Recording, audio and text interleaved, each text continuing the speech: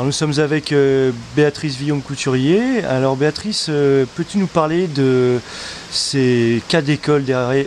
Qu'est-ce qui se cache derrière ces cas d'école? Qui sont ces portraits? Qui sont ces enfants, maîtresses, ces familles?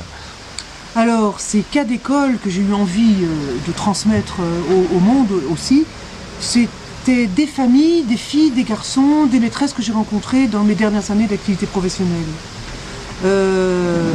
Quelque part, il y avait tellement d'humains et de difficultés d'humains derrière ces gens-là que j'aurais jamais imaginé quand j'étais maîtresse dans des lieux plutôt normaux, on va dire, pas spécialement favorisés, mais pas très défavorisés non plus.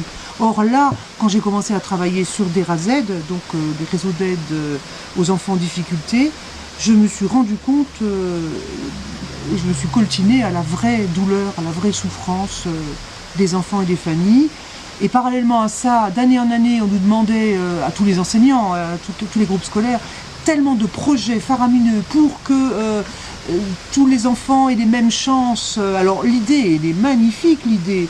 J'avais des maîtresses qui disaient « Oui, je ne comprends pas, quand on rentre dans ma classe, on laisse ses soucis en dehors, je suis là pour enseigner. » Eh ben non, on trimballe tout sous notre dos. Et les gamins, encore pire que les adultes, parce qu'ils n'ont pas la capacité de prendre du recul.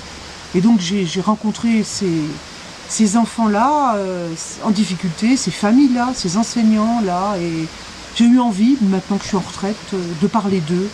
Et quelque part, peut-être que ça clôt la page de mes décennies professionnelles. Parce que tu as tourné la page d'une partie de ton histoire, de ta vie avec la Beluga. Tu en tournes une autre maintenant avec ce nouveau recueil de portraits?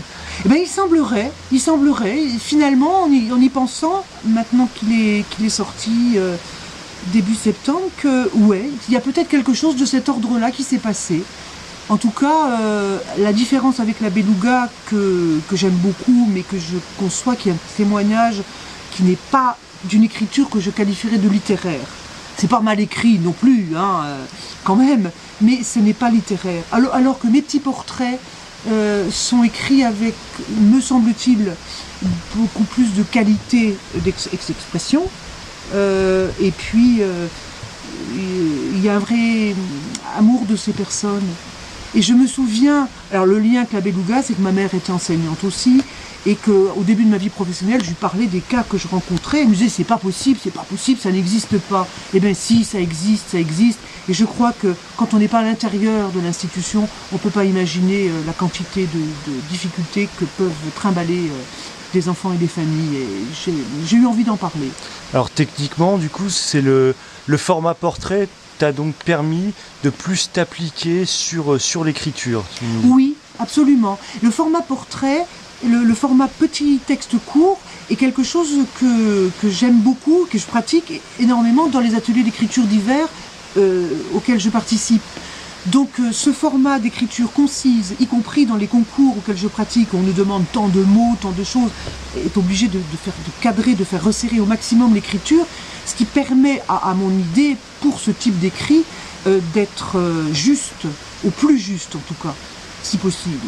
De ne pas partir dans des digressions de description, non, tac, on y va au cœur de l'essentiel, quoi. Merci Béatrice. Merci à vous.